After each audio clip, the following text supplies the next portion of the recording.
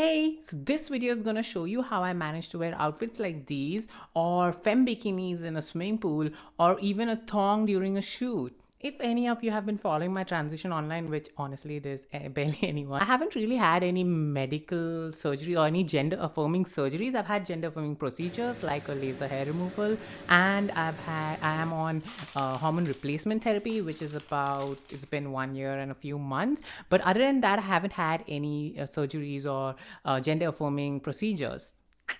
So we're going to talk about tucking. What even is tucking? And then we're going to talk about its history, because of course it has a history. Just about everything has a history and a context. You just need to find out. And then we're going to talk about gaffs. What even is a gaff? And I'm going to show you how to make your own gaff if you choose to tuck, with very easy to find items in your closet like this sock or boxers. And I'm also going to do a live demonstration of how to put on a gaff. Stick around. Hey, I'm Rayyan Monkey, and I go by she, her, they pronouns. And welcome to my little corner here on the internet, where I tend to share my experiences as a trans NB person and the journey. I love deep diving into subjects and topics to understand them better, especially those that I feel that require context. You see, the thing is, I identify as a contextual, which means that I think that I need to get context on a topic or a person before I tend to make a judgment on it or dispense hate. I enjoy deep diving into subjects because honestly, that has been the only way I've been able to wade through the confusion, anxiety, depression, that the internalization of forces like misogynistic, patriarchal, conservative, capitalistic, transphobic, homophobic, let's make a rap out of it kind of world. I have internalized that, and it has had an impact on me. So that's why I love deep diving into things. So, what is tucking? To explain, I'm just gonna read out what Mira Bellwether put into the superbly useful and really influential and a little controversial zine called Tucking Transwomen. Tucking is the word most trans ladies use to describe the daily practice of binding their genitals. Depending on the woman and her practice, this can be very painful or very comforting or both. Not all trans women tuck the same. In fact, not even all trans women tuck. Sometimes all that you need or want to do is push your sexy parts between your legs and pull on your underwear. Sometimes you want most of your external genitalia. I don't know what is genitalia. I just always say this stupid word. Most of your external genitals inside of you. Tucking is how I managed to wear body contouring dresses and outfits without having a bulge showing. It's how I managed to wear the bikinis that you saw in the hook section of this video and the one I'm wearing right now. The reasons I do it can range from, what I'm wearing to sometimes I do it even when I've been at home because it feels really gender affirming, the kind of shape and effect it has on my body. The reason that I continue to tuck is very similar to what Mira Bellwether put down in the zine. The reason I started tucking was because I started wearing dresses. But the reason I kept it up was because I liked the way it felt to hold part of myself inside me. It's a comforting feeling. Can we pause here for a second and just to pay respects to Mira Bellwether? She's the one who put together this zine and it's really amazing. I'm sure you'll want to get your hands on it, and I'll definitely leave the link in the description. I had been caught up with so many different things that happened, and honestly even just trying to earn a living, that this video and the making of this video kept getting delayed, and it has been a year since I started this script. Back then, I actually looked up Mira and I was really, looking forward to maybe sharing this video with her when it was done. But she tragically passed away on December 25th, 2022 after suffering and battling cancer for a considerable amount of time. Here are some words that the influential non-binary writer Kai put down about Mira Bellwether. Bellwether believed that we could invent ways of fucking that we only dreamed of before. She made us believe in our possibility, our pleasure. I think that on some level, only trans women can understand the depth of what this means. That Bellwether looked at her own body, at our bodies, and didn't see a monster or a broken thing. She saw wonder and infinite possibilities. In practical terms that she shared with us, She insisted that good communication alone could not bring trans women the pleasure we crave, that we needed deep self-knowledge and sexual skills as well. I'll just read out a little bit more that Meera Bellwether put down in the zine to give you a little bit more context about how this whole tucking thing works. Trans women who tuck often learn to push their up into the inguinal canals and to hold them there using gaffs. Internally, the inguinal canals are located on either side of the lower abdomen. They're relatively close to the surface, and depending on how much and how often they have been used, they might be initially hard to access and difficult to find. But with only a little practice, they're actually quite easy to find, and I can testify to that. Now, she does get really, it's very accessible how it manages and how it happens, like what the fuck is the process of having your testicles, which are outside, go back inside, and how can you control that? So I'm not going to go into it, but if you really want to understand that, I would really recommend getting her zine, and that's why I'm leaving the link in the bio. Let's get into why tucking, and it's not just trans women. So there's actually more reasons for tucking than just that. So let's get on with it. So, do only trans women tuck? And do all trans women tuck? So when the first time I heard about tucking, which we'll cover in just a little bit, I chose to deep dive into it. I'm like, wait, is it only trans women who tuck? Like, are we the beautiful angels that created this magical tool? No, turns out we aren't. A whole bunch of people, of course cisgender people who play trans characters on screen tuck. But also actors, performers, poets, athletes, and even freaking gladiators, which we'll also talk about in a bit. But please do not make the mistake of thinking that because I said that these folks tuck, I think that all of them tuck, right? Now, because we said that some of them tuck, not all of them tuck, keep that in mind. That's also something I was going to come back just in a little bit.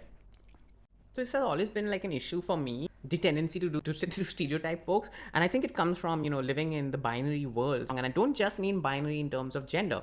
I mean binary in terms of this or that, us versus them, right or wrong, black and white.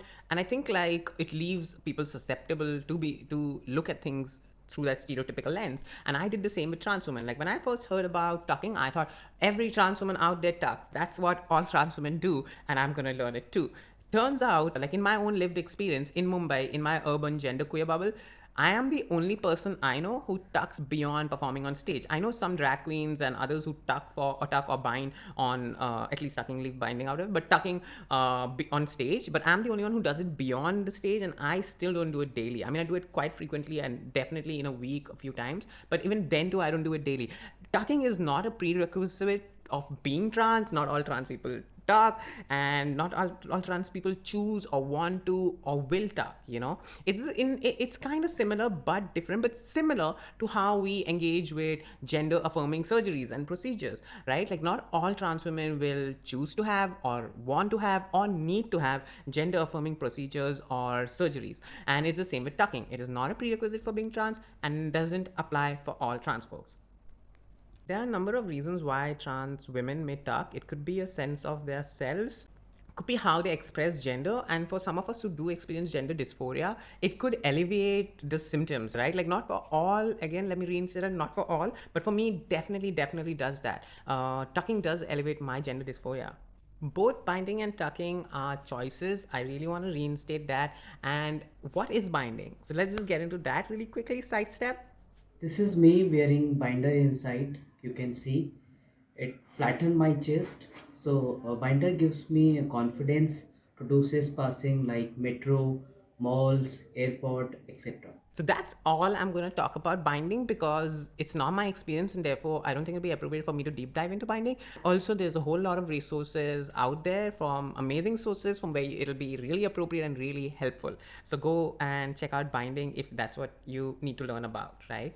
Tucking may also allow us to navigate spaces in female attire more safely, because being identified as trans opens up to us to sexual harassment, violence, or abuse in public, and can even lead to fatal incidents, and does. So for a lot of trans women, the reason or the choice to tuck could also be driven by a safety factor. I know that it is for me, because my own internalized transphobia and sense of feminine beauty is so that I feel like I am a lot more susceptible to violence if my bulge is visible. And to be honest, living in the kind of transphobic societies and times that we do live in, it could be that your bulge could lead you to having an encounter that you may not want to be in. And I'm not saying that everyone needs to tuck to be safe. That's kind of like, it's sad that we do that, but yeah, a lot of trans women may be tucking for that reason. Lara Emrico puts it, today, tucking is a means of safety. The world we live in means having to conform to a level of binary gender that makes it dangerous to step out of those boundaries.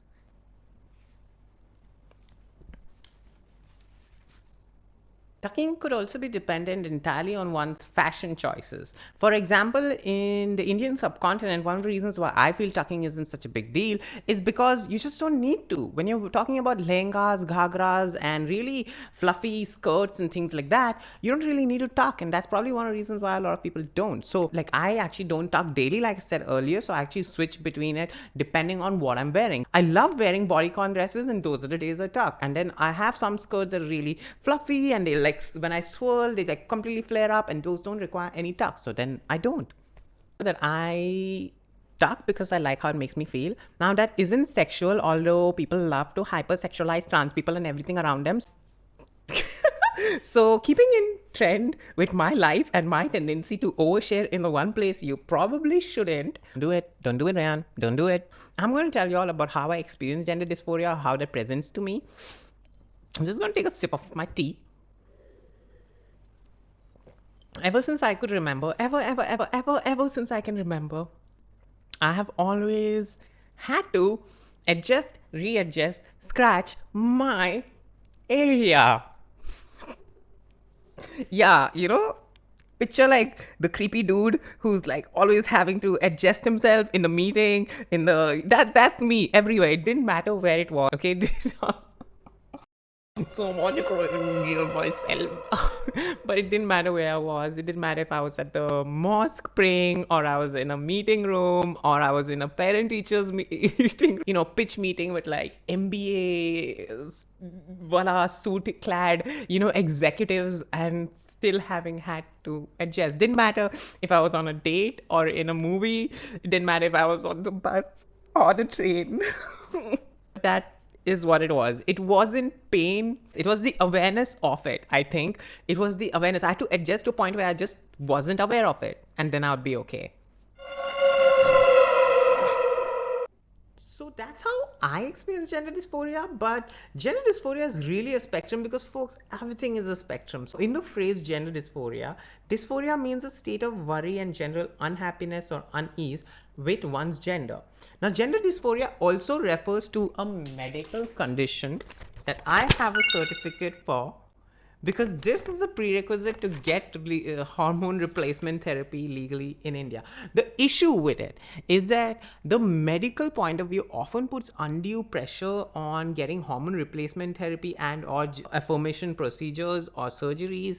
There's two issues with this. One, it is actually not reflective of the long lived experience of trans communities all over the world, wherein so many communities just did not have any kind of like medical intervention. Two, it puts undue pressure on getting HRT and surgeries, which is not really accessible by all. And therefore, WHO actually recommends the use of the word... That's pronounced incongruence. Incongruence. Gender incongruence. Wow. Got the proper pronunciation right. Wherein it has a wider scope, and it just like doesn't limit it to only this kind of like born in the wrong body kind of point of view, but also other ways of looking at the trans and NB experience. Gender dysphoria can range from a very dire and serious disconnection from one's genitals, which may present with the individual not wanting to look at or acknowledge their genitals. Even in romantic situations, may choose to undergo procedures to affirm their gender identity due to this. It may also, for example, to show you how much of a spectrum this is, for some people, it may be as simple as getting waxed, and that may alleviate gender dysphoria. For some folks, and I know some folks like that, where it's only pronounced, and that's enough to alleviate gender dysphoria. But one thing that all of the folks do use gender dysphoria in the context that I'm using, and I shall continue to use in, is saying that your gender dysphoria means a state of worry and general unhappiness or unease with one's gender or gender expression, or a particular aspect of their gender expression. Me, the way gender dysphoria presented itself was this constant awareness of it and having to adjust and readjust and kind of get it out of the way. And that's how I know that this works for me and that tucking works for me, because I still have to adjust and readjust, but only when I'm not tucked. So when I'm wearing bodycon dresses, when I'm wearing my bikinis, I'm freaking free is so weird, but I feel the freest when I'm all tacked and packed up.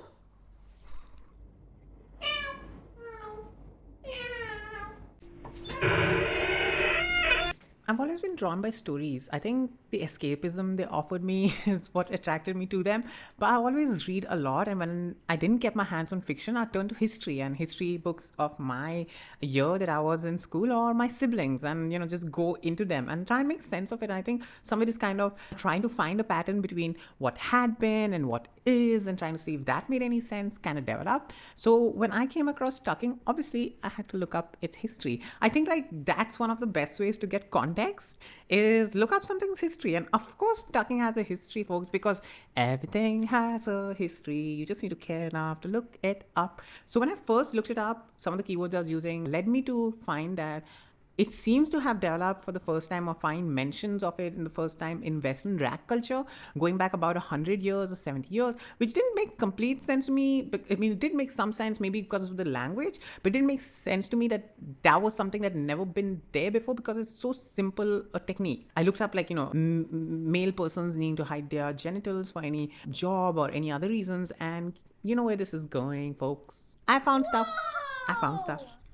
Turns out in both ancient Greek and Roman cultures, men who would perform in theater or were poets, singers, and even athletes would sometimes wear a device called a kynodesme. I cannot get it right.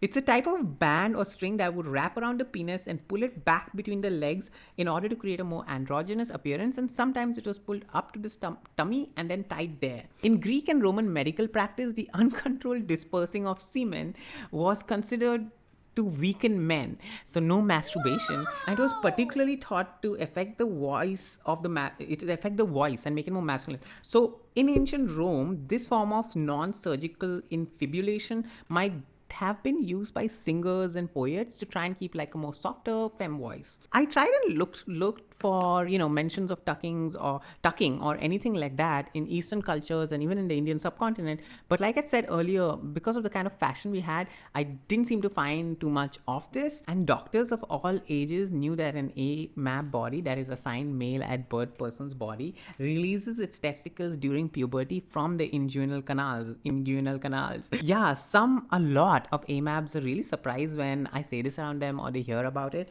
It's because most of us have forgotten, but that happens. Your testicles come out of your own body, and they can tend to retreat there in times of like stress or fear, sometimes even during sex to be protected. An AMAB body's testicles might retreat. Because they're scared.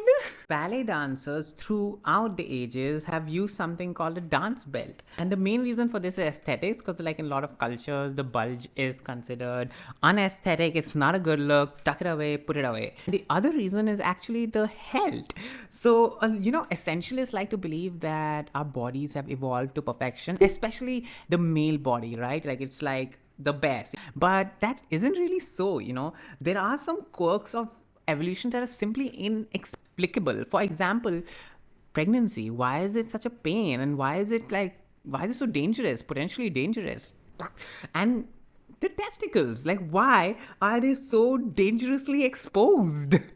I mean, they're just hanging there, for anybody to it makes no sense. So, frequent strains on the testicles can be threatening to their health and even reproductive health. I'm going to sip some tea before this next bit of tea, because it's quite a bit of tea about the testicles.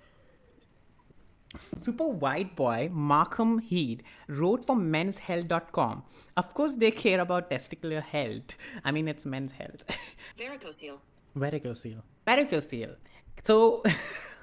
So a kind of enlarged malfunctioning vein inside your scrotum, Kohler says. Varicoceles are genetic, and if you have one, the muscle clenching involved in running can cause blood flow to back up and enlarge the varicocele, which leads to extra pain. In fact, Kohler then goes on to suggest in the article to his really masculine readers, I'm guessing, that they should try something called compression shorts or regular running shorts with a liner that can help keep the boys secure in place and avoid pain. And Kohler also goes on to make sure that he includes something that his readers definitely care about, which is there's good news. There's really no concern when it comes to compression and fertility issues. I do want to really step in right here and say that, okay, this kind of like shots or compression shots or whatever is not the same as the kind of internal tucking that I am talking about, the one where we're pushing the testicles back up the inguinal canals, and we'll be learning to make a gaff later on for that kind of tucking. But I also really want to step in really quick here and say that most of the trans women I know away from the screen are folks that probably do something like compression shots or, biking shots or things like that because they do not internally tuck. So also, here's a link for a whole bunch of underwears that you can use if you're a trans woman who does not want to tuck.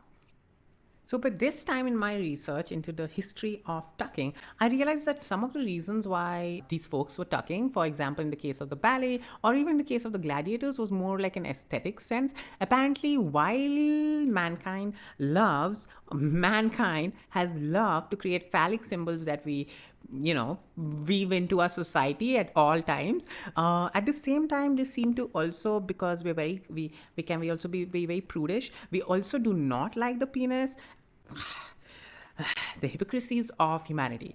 So what that has led to is things like the ballet and dance, where because the costume would make it bulge very apparent, you have like things that will make it go away. In the case of the gladiators, where they didn't want to. But something I did not expect to find, and I was truly surprised, was cisgender folk who would tuck, right? Like cisgender men who would tuck for various reasons. And I'll put it up on the screen or something. The paper where I found it.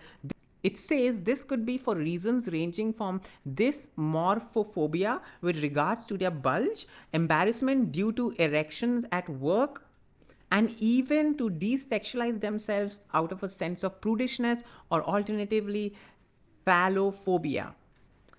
Phallophobia is kind of like a fear of the penis. That there are folks out there who are worried that they might have too huge a penis, and it shows irrespective of bulge. I don't understand personally, but I can have empathy for it. So all of the above being said, I really want to reinstate that tucking can cause harm and damage to your reproductive health if not done right, or even if done right, there are chances that it can lead to harm. This video is not this is how you should tuck and the right way to tuck. I would really advise you read Meera Bellwether's fucking Transwomen zine, because she does a really good job over there of capturing the many sides of it, and also about how to take your time, explore your body, etc. This video is really about making a gaff. I'm sorry that it's so long and that I take such a roundabout way to get to it. You can definitely skip on over to the DIY gaff section of this YouTube video, but otherwise stick around, because that is how I have to do things. I need all context and all history.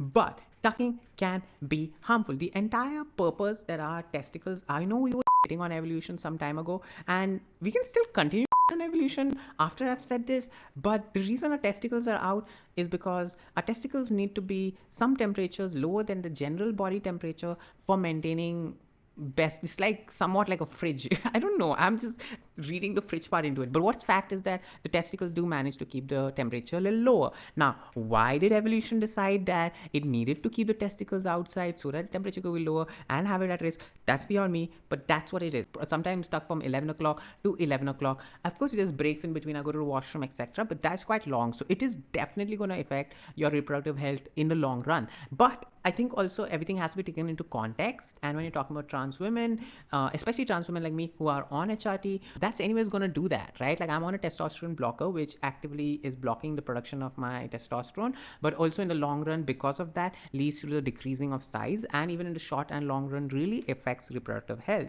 to the point where you're advised to get your sperms frozen before you get onto HRT. But I haven't, and that's another story. We probably do a video sometime, but what else.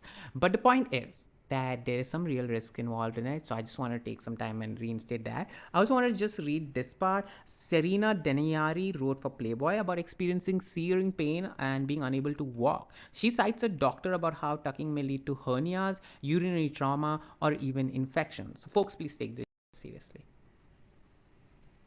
It's story time, children, so tucker up. The year is 2022, and there's something changing within the trans narrative and aesthetics and bodily politics within the community. Dylan Mulvaney is taking TikTok and trans content creator and influencer world by storm. She's getting called everywhere and she's all over the place. She's also in a meeting, she's also in a press conference with the sitting president of the United States of America. She also famously removed a video which tore the community itself, online community itself, Reddit and Twitter, apart, which was normalize the bulge, and started this huge debate about whether or not trans people should normalize the bulge. And you had the usual talking heads on the right wing who have always been hating on Dylan. So there was a change happening within the Gen Z, especially the Gen Z trans and non-binary community, where they were no longer okay with all of the appeasement and acceptance, aesthetics and politics and gender performance of their elder, millennial and baby boomer trans and NB folk, especially when it came to things like putting that inconvenience the self. For example, tucking. It didn't cut it for them. They felt like, why would you do that to yourself? It's, to give an example, you should look at the conversation around that the Gen Zs have with skinny jeans. Skinny jeans, I love skinny jeans. I have skinny jeans in the cupboard behind there, but they have cancelled skinny jeans. I be doing with. Hey! Hey! Are those no skinny jeans? Wait! Cancel. Oh! Because why would you put yourself into something so uncomfortable? And that's exactly why the transgender NB youths coming from the Gen Zs are very anti-tucking. So much so has this been a part of the conversations and accepted that Nikita Dragun, who is a super infamous and famous transgender content creator who has had a lot of procedures and has been very open and shared that on YouTube, has also been influenced by this aesthetic. Nikita is really famous for her pussy poppin' videos where she would walk in parking lots or other places with these really amazing, outfits that she'd put together. Ooh, I'd love to wear them. Where, really pussy poppin', like really popping out the pussy there. And she, so much so that she even had her birthday party where she had the entrance shaped like a huge vulva. Nikita Dragun, who very famously, although has spoken about all of these other procedures she's had never really spoken about her. There had always been this question mark, does she have it, does she not have it? And people always trying to guess. And she never really addressed it, and she doesn't need to. She didn't need to address it. But this year, in Feb, she released a video after some more long controversy where she was kind of cancelled. She came out with a video where she launched for her OnlyFans page. It's a super cringe video. Watch it. Yeah, that her penis is bigger. Well, we're not going to get into a conversation. Nikita, I don't know, is it bigger? You've been on HRT so long, but who the fuck cares? And why should I even say that? So who the fuck cares? And just leave that. But Nikita came out as having a penis, and this is someone who was very clearly influenced by the aesthetic of trying to keep it snatched and trying to keep the body flat as fuck. We can see it from all of these pussy poppin' videos. Like me, she also believes in, at least used to, and everything's changing and we don't know where she's at right now, but used to want to tuck and keep herself flat down there and pop her pussy in all those videos, which I love, and sometimes I make them too. But in case you were gonna hate on her, and there's enough reasons to hate on Nikita, you can go ahead, hate on Nikita Dragun. I'm not there for defending her. But in case you want to hate on her for this especially, there's enough reason for her to try and hide that penis. Like, just look at what happened with her when she got arrested. We're not defending her for being arrested when she did in November of last year, I believe. But when she did get arrested, they put her into the men's unit for one night. And that was especially because, she is female legally, so it was especially because of her genitals and not much else. It was really based on her genitals. And so because of that, you can also understand why older trans folks are so into tucking and okay with the tucking aspect of it, as opposed to younger. And again, there's nothing, we're not saying any universal things. Even like I've said time and time again, within the older ones, it's not universal. And within the younger ones, there are those that tuck. But yeah, there is a changing thing about tucking and the conversation around it. So I just wanted to put that out before we get into the next part. So those of you who'd rather I did not talk about my penis or tucking, I respect it. It doesn't matter if you are trans, cis, straight, progressive, liberal, conservative, or know me AFS or IRL or just online, I respect it. But here's the thing, the internet, this is kind of like a public street, the internet, right? So if I'm going to just stand there and hold a sign saying break the binary and try and collect likes for change, and you don't like it, you don't have to listen. You can just waltz right on over, right? And leave me here with those who can relate, who maybe asked me to make this video, who like that I'm doing it, who support, and maybe just harmlessly want to watch the show. The often one-dimensional misrepresentation of trans folk in mainstream media is derived from and then ends up driving an acute lack of awareness about the trans experience. We are so often portrayed as these shallow caricatures that folks end up not wanting to get to know us. And because they do not want to get to know us, they continue to carry on all of this misinformation around us. It's the most classic catch-22 of our experience. So much so that it's this misrepresentation and misinformation ends up affecting us also, even sometimes in negative ways that affect our mental health. For example, for me, it took so super long to wade through all of the noise and rubbish and misinformation and my own ignorance about the trans experience that it is no shocker today when I'm saying this, that for the longest time, my entire obsession with the trans experience was the same as everybody else's. It was about the surgery. My own preoccupation with the surgery as being the all of the trans experience was so damn high that when I did finally come out and started presenting as femme, and people would inadvertently ask me within 30 minutes of asking me, hey, listen, have you had the surgery? Are you thinking about the surgery? Would you think about doing the surgery? Oh, are you concerned with the side effects of the surgery? It does not shock me. It does not. It honestly does not shock me. I mean, how could it? It was, for the longest time, that's all I thought the entire trans experience was. The surgery. You know, the first time in my entire childhood that I first learned about trans people in a context that was not transphobic or someone saying a bad word to me or porn was actually a magazine article about 6 Iranian trans women who had gender affirming surgery. Long before it was called gender affirming surgery, I think respectfully back then it was called sex change operation.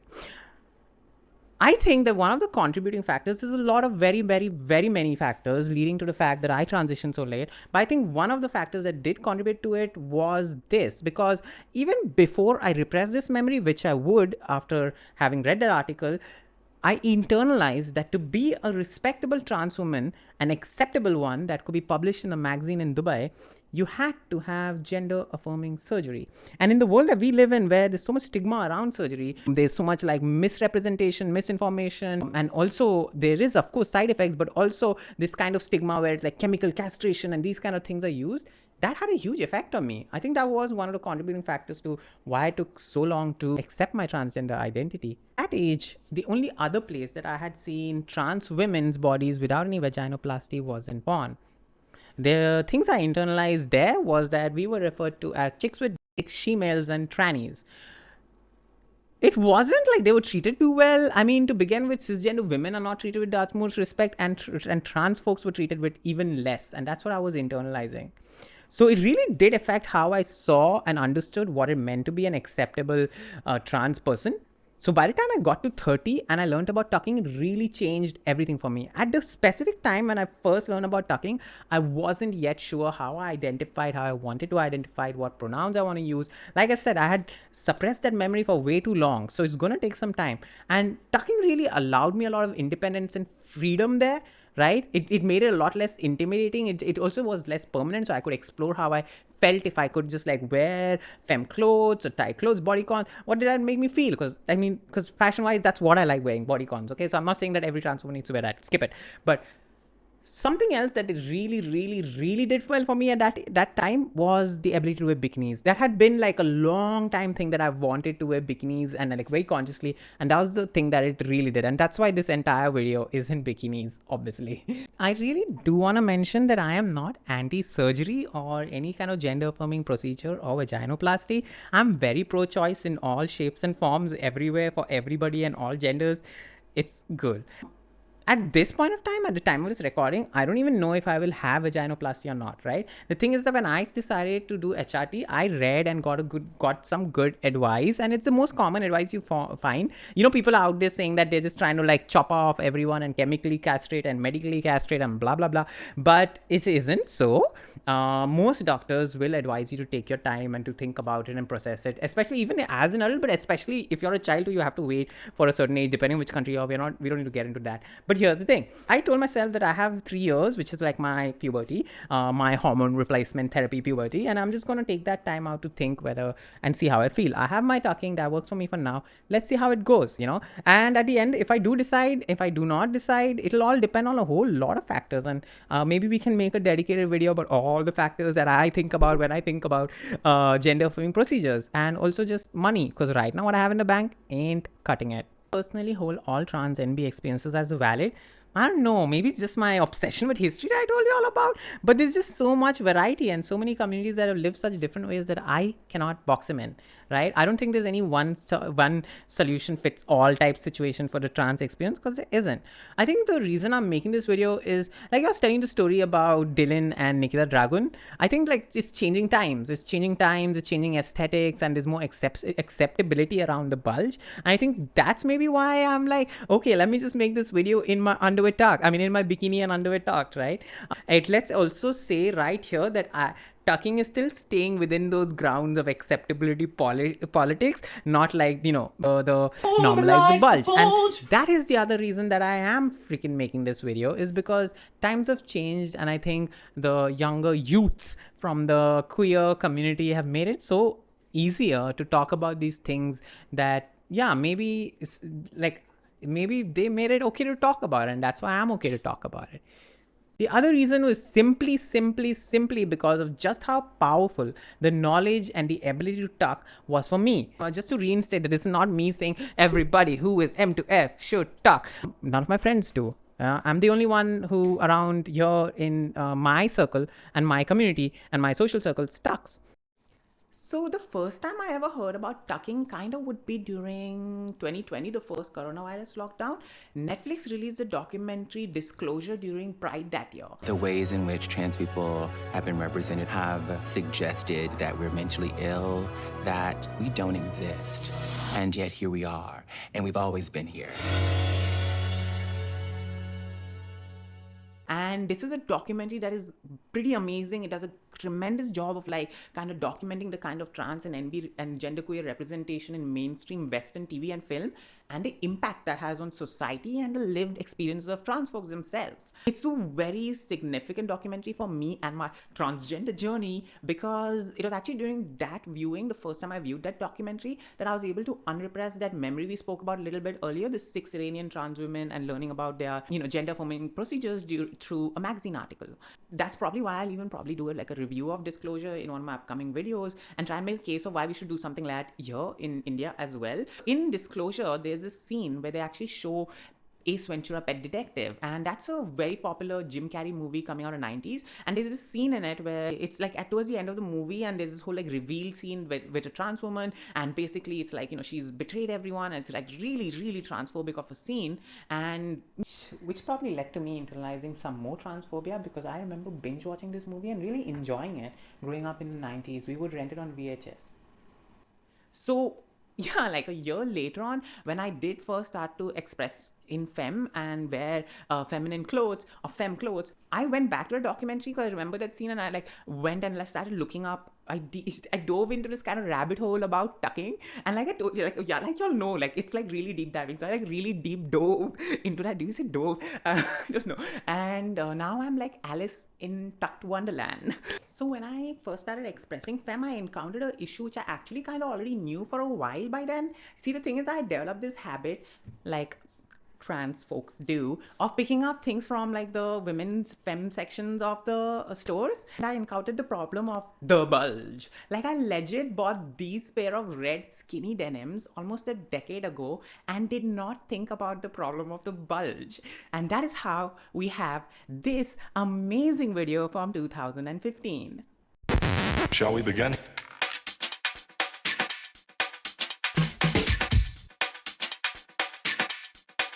Let's begin now. in 2021, on my 30th birthday, Kanu, my partner at the time, did this whole plan where we went for a trip, and the entire time I was only expressing femme. It was amazing. It was actually the first time that I knew that that's what I identified with, and that's what really connected. But that's when I also encountered the problem of the bulge. And then by August that year, I really wanted to just move on to just expressing in femme. So I deep dove into this whole journey. So, while tucking is the word used to describe the entire act of tucking away one's genitals to create a flat surface area in the pelvic region, which we now know has been done for centuries and has a history to it, and is not just done by trans women, and is sometimes done for protection, and even within trans women, not all trans women do it, and there's diversity there, like there's diversity everywhere, and spectrums everywhere. Gaff is the device used to tuck, simply put, right? And in my research, I found that there is 3 main categories of gaffs. So there is the tape plus glue gaffing technique. Then there is the professionally made gaffs, and then there is the homemade gaffs.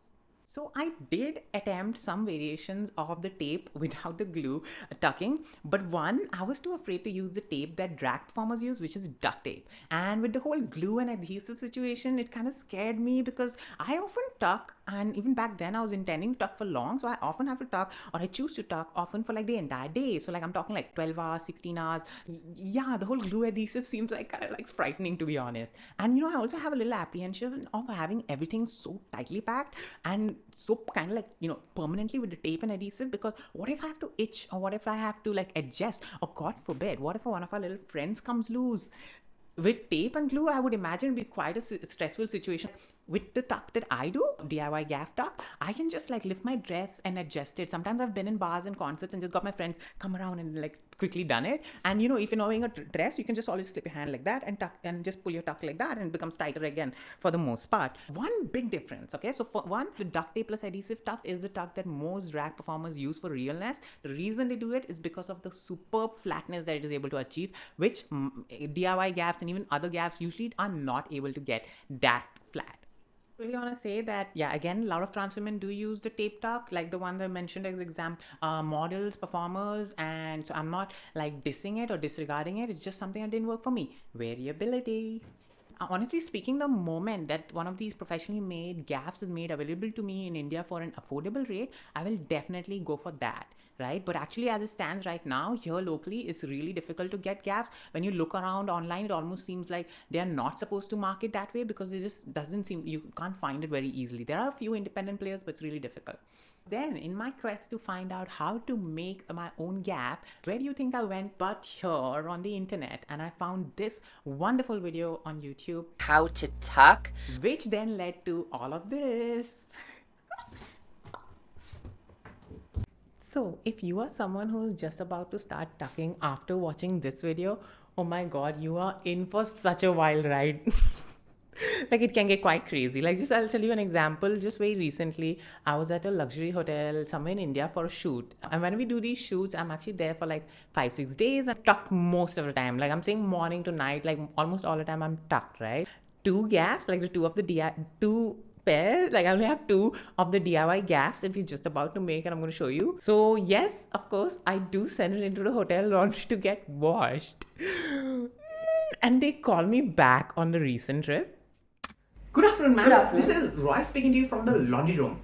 Ma'am, there seems to be an issue. I thought I'd check with you really quick. There is a damaged, what looks like a sock piece, and ma'am, there's also a strap that says macho. Thank you for calling about this, but those pieces are not damaged, right? They're actually exactly as I like them. And Roy, they are both very important for me and this shoot. So you better make sure they get back to me as they are, huh? Thank you. On that trip, they actually did manage to misplace my gaffs, and I freaked the heck out, okay? They sent it by mistake to my colleague's room, but my colleague also happens to be my best friend and business partner, and she actually lives with me, and we put all of our intimates to dry in her room, because which Indian girl puts her intimates out to dry in public, right? And so she recognized it and then rescued it, and that's how I saved my gaff. I still have that pair. Providing all of this context, I finally feel comfortable enough spilling the tea on how to make your own tucking gaff. This is the part of the video I'm guessing a lot of you have patiently waited for. Thank you. Thank you for sitting through all the context. I know it's a fairly long video, and I'm guessing a whole lot of you might have just skipped on ahead and landed right here because I have done the kind job of titling this video so well. Thank you. Thank you. Those of you who have arrived, please go on, watch it from here, do your own thing, but please do watch all of the context so you get all of the context, because I think context. I think context is important. Very important. Okay. The method that I'm going to be showing you is the easiest method I found in all of my research on how to make a gaff, right? And it is the method I used to make this gaff right here, which is a gaff I've been using for 1.5 years. It's the same kind of technique used on the gaff that I'm wearing right now. Items needed are things that you probably already have in your home, and if not, I think anywhere in the world you would be able to find them with a fair amount of ease. Let's get right into everything you're going to need to make this gaff. A really sharp pair of scissors, the sharper the better. Boxers or underwear or anything that has this elastic waistband, really. It doesn't matter what you get, we don't care what it is, we care for the waistband. And a pair of socks. And that's it. That's all you need. That's it. That's all you need. That's it. Essentially, you just need two components. A strap that is going to use friction to hold the gaff and or cup in place, and you need something to become your gaff or cup that's essentially going to hold your genitals up against your body. I find that boxers work really well. Start with something that's either your waist size or slightly more than your waist size, because it's no longer, once it's a gaff, going to be worn on your waist. It's going to be worn across your hips and your buttocks. So slightly looser works better, but experiment and you'll find something. That's why I would recommend starting with something that you already own, because it might take you a few tries. This is something that I own pre-transition days from my mask presenting days. I'm trying to be a man. And they worked perfectly well for me when I first started to tuck, because my waist back then and hips were the same, because my hips were non-existent. But after a year on HRT, things have changed. So I actually need something that's slightly more looser, because after a year on HRT, my hips have grown and my bum has grown, even if it's only something that I can notice the difference. But when I transitioned, I also switched to femme underwear. I was really waiting for, like, I hated mask underwear. So as soon as I got, I'm like, okay, I need a cupboard filled with femme underwear. But that being said, I still managed to maintain a week's worth of these triangle thingies. They're really like tight. They're meant for men. And I'll explain to you all in just a bit why I still maintain a week's worth of these. So these ones, which are my main ones, which I showed you all earlier, I've been wearing it for like a year and a half. They were actually made at that time with, that waist size. So like something like this, but back then, I think through daily wear and some of the washing, like sending it to the laundries in hotels, they have lost some of the elasticity, which worked out well, because it transitioned and I transitioned together, and it still, works out well for me. But this one and even this one, I actually started working on the script for this video last year in Pride of 2022. So I set these aside and I said that, I won't make gaffs out of them, but I'll rather keep them aside for the demonstration in this video. And this video, like the shooting of this video, has just been around the corner. So here we are a year later and not sure if they're going to fit us, right? But that's fine. Right then. So now that we know everything and all that context, let's just freaking make a gaff already, right? One, take the scissors and cut along the waistline of the boxes or whatever the hell you're using to get this kind of straight line going on, and cut as much of this stuff out as you can. You don't want to have any remaining, because they will show through the gaff, right? So cut as closely as you can. Step 2, which is the sock, cup, or the gaff, right, which is really going to hold your genitals in place. So please take a lot of care in picking the sock, because this is going to spend a lot of time in contact with you, and quite a intense contact, especially maybe if you're someone who's going to be tucking for long hours and long days. So yeah, really pick carefully on this. So I also experimented a whole bunch. Like, I was trying to figure out, and like different materials will work differently with you. Like when I made this, these didn't work. When you go to sleep and you wake up because like the hair had come on your face and leaves you the 3D tattoo, this one does that to my sensitive. So yeah, that didn't work. You might be tempted to take like some super silky soft socks, right? Like some super silky soft socks, super silky soft socks, super silky soft socks. Because why not? You want to take care of your sensitive, so why not get some super silky soft socks to take care of your sensitive? It makes complete sense. Like one of those white holiday socks, the super silky soft socks. I wouldn't blame me for making that mistake. Definitely some intelligent minds have made that same mistake when I made this gaff, right? Like, it is super silky soft sock for sure, but what it has going for it in terms of super silky soft softness, it totally lacks in grip. and any kind of friction. So I find it often leaves me hanging. So yeah, this is the one I use the most. Like I mentioned, it isn't any natural organic fiber or anything like that. Although I do strongly recommend checking that out and experimenting for yourself. I wouldn't say strongly because I never did. I tried this, and then I tried this, and this worked, and I've been using it for all this while. Step 3, cutting the sock and creating the gaff. Now, while cutting the sock, please remember not to cut a little too less or too much. I mean, if you cut a little too less, like this one here, it's definitely going to leave you hanging. And if you cut too much, well, not too much bad if you cut too much, but if you cut too much, it tends to bunch up and then it'll show through the gaff. Like actually the one I'm wearing right now is too much, but it ends up showing up through the gaff because it will end up bunching up. So you'll not get a very flat one like for bodycons or swimsuits. But too much is still a better place to start with when you're experimenting than too little. Even if you have just one sock with you, right, and you can only play around with one to begin with, you can potentially make at least two because you have this space here and then you have this space here. Look at all of the gaffs that I have. That's because I experimented a lot. At the end of the day, like I mentioned earlier, I only use 2 gaffs, but yeah, I experimented a lot. I actually prefer using this region of the sock, but some people highly recommend using this region because it has a bit more elasticity, but experiment. Yeah, 4. So now that you have your cup or gaff and your strap, you just go on ahead and put that strap right on through that gaff. And there you have it. You have made your own tucking gaff. Woo! But Rayyan, how does one use it? Yes, alright. How does one even use one of these things, right? And I did promise y'all a live demonstration in the hook part of this video, trying to get them people to stay. And there is a live demonstration, I did not lie. But I have no intention and never had any intention of showing y'all a live demonstration on myself. But my amazing friend Lee actually did prepare something for us. Wow.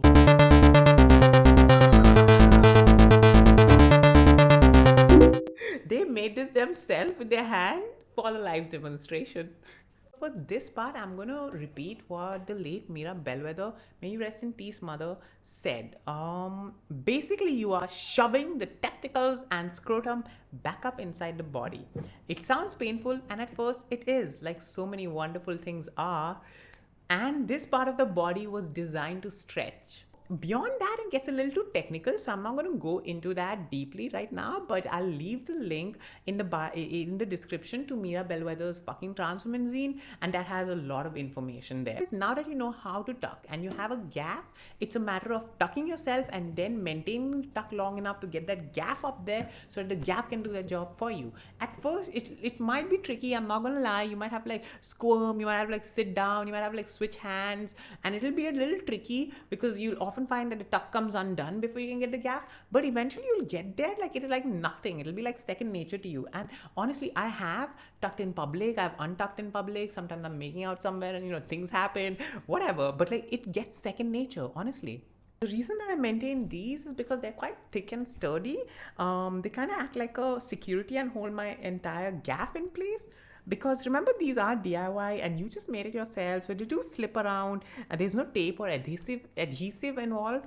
And this also, because of its thickness, it kind of covers this and doesn't let this show through all of your layers of clothing. And yeah, with all of these things, you're ready to go. So there we have it. Finally!